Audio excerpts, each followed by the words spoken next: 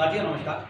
जैसा कि आप सभी जानते हैं कि हमारे शिक्षकों के ज्ञान, कौशल एवं शिक्षण अधिगम प्रक्रियाओं को सुदृढ़ करने के उद्देश्य से हमारे मध्य प्रदेश में सीएम राइज डिजिटल शिक्षण प्रशिक्षण कार्यक्रम आयोजित किए गए और इसके अंतर्गत हमारे जन शिक्षा केंद्र स्तर पर शैक्षिक संवाद भी आयोजित किए गए। उद्देश्य मात्र यही था कि हमारे शिक्षकों के लिए एक पीएलसी यानी प्रोफेशनल लर्निंग कम्युनिटी का एक निर्माण करना, जहां पर वो अपनी अकादमिक चर्चा कर सके, उसमें आने वाली कठिनाइयों का निराकरण कर सके और अपने जो नवाचार है, जो बेस्ट प्रैक्टिसेस हैं, उनको शेयर कर सके। तो आप देख रहे हैं कि यहाँ पर जो साझा संवाद हुआ, उस साझा संवाद में संवाद से सीखकर एक संस्करण 3 ये प्रकाशित किया गया।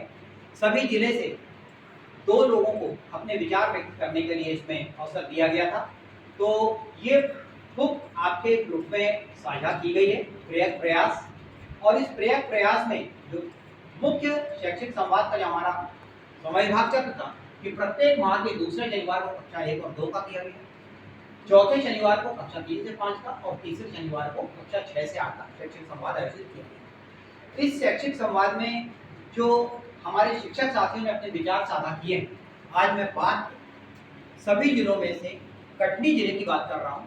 हमारे कटनी जिले के 2 साथी हैं जिन्होंने अपने विचार व्यक्त किए। इस पीडीएफ में आप देख रहे हैं कि इस पीडीएफ में 36 नंबर पेज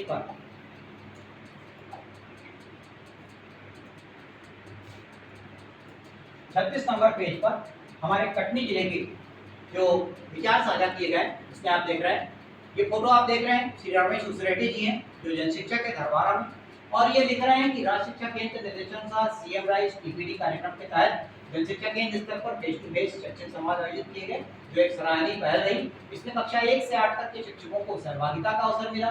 संवाद के दौरान 36 प्राथमिक और 14 माध्यमिक शालाओं के शिक्षकों ने विषय वस्तु आधारित कार्य योजना पर चर्चा की और अपने विद्यालयों में से लागू की, जिससे शैक्षिक संवाद के उद्देश्यों की पूर्ति हुई। सहजकर्ता के रूप में मैंने राज्य शिक्षा केंद्र द्वारा निर्धारित उद्देश्य एवं डिजाइन सिद्धांतों का पालन करते हुए शिक्षकों को अधिकतम चर्चा के अवसर दिए।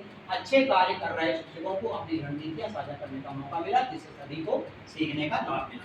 सितंबर 24 से जनवरी 25 तक प्रश्नों के महत्व से लेकर स्वयं और साथी का आकलन तक की विषय वस्तुओं पर संवाद प्रभावी रहा। कोल्ड कॉलिंग और थिंक पेयर शेयर जैसी तकनीकों ने इसे रुचिकर और सहभागी बनाया। पहले शिक्षकों द्वारा प्रश्नों की गंभीरता पर कम ध्यान दिया जाता था, लेकिन संवादों के प्रभाव स्वरूप कक्ष में खुले, बंद, गहरी समझ वाले और पाठ से परे के प्रश्नों को भी विद्यार्थियों की चर्चा होगी। और जनवरी 25 के संवाद में स्वयं और साथी के आकलन से विद्यार्थियों को वे मापदंड समझने को प्रोत्साहित करता है, जिसका उपयोग उनको काम को परखने के लिए किया जाएगा, जिससे शिक्षकों और विद्यार्थियों को स्वमूल्यांकन का सही तरीका समझने में मदद मिलेगी। ये शैक्षिक संवाद भविष्य में शिक्षकों के व्यावसायिक विकास की दिशा में नई राह दिखाएंगे।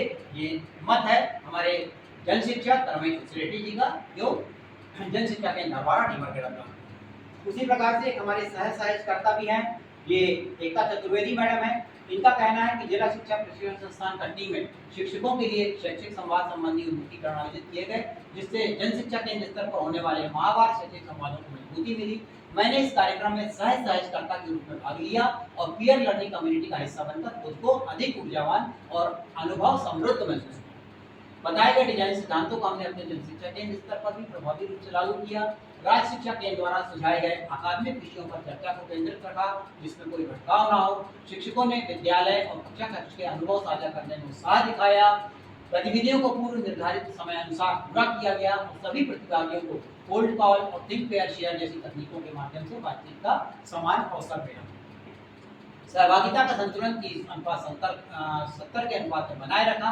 जब मैंने इन तकनीकों को अपनी कक्षा में लागू किया, जैसे प्रश्न पूछने के लिए cold calling, think pair share, तो विद्यार्थियों ने स्वयं से चिंतन किया और फिर अपने विचार दूसरों से साझा कर पाए। इससे विद्यार्थियों की सक्रिय सहभागिता 25% बढ़ी है। इनके अनुसार पहले भी प्रश्न पूछे जाते थे और विद्यार्थी एक दूसरे का आकलन करते थे, लेकिन अब हमने इन प्रक्रियाओं का उद्देश्यपूर्ण और प्रभावी उपयोग करना सीख लिया। साथ ही शिक्षकों के बेहतरीन प्रयास हमें प्रेरित कर रहे हैं और ये शैक्षिक संवाद हमारे व्यावसायिक विकास में महत्वपूर्ण भूमिका निभा रहे हैं। तो आप देख रहे हैं कि हमारे कटनी जिले के ये 2 शिक्षक हैं जिन्होंने शैक्षिक संवाद में सहजकर्ता और सह सहजकर्ता की भूमिका निभाई और अपने विचार दे रहे हैं। ये दिखाने का उद्देश्य हमारा मात्र इतना कि अब कटनी जिले की एक बुकलेट प्रकाशित हो रही है, जिसमें हमारा सभी शिक्षक साथियों से आग्रह है जिन्होंने शैक्षिक संवाद में सहजकर्ता के रूप में, सह सहजकर्ता के रूप में या शिक्षक के रूप में सहभागिता की है, वो अपने विचार इन शैक्षिक संवादों पर या शैक्षिक संवाद की किसी थीम पर या सीएम राइज डिजिटल शिक्षक प्रशिक्षण कार्यक्रम जो उन्होंने ऑनलाइन कोर्स किए उस पर अपने विचार दें और ये विचार हम पे साझा करें। हम लोग कटनी जिले की प्रकाशित होने वाली इस प्रकार की बुक में आपको भी स्थान देंगे। तो हमारा आप सभी से आग्रह है कि अपने संवाद की सीख को हम तक हमसे शेयर करें ताकि हम इसको प्रकाशित कर सकें। बहुत बहुत धन्यवाद।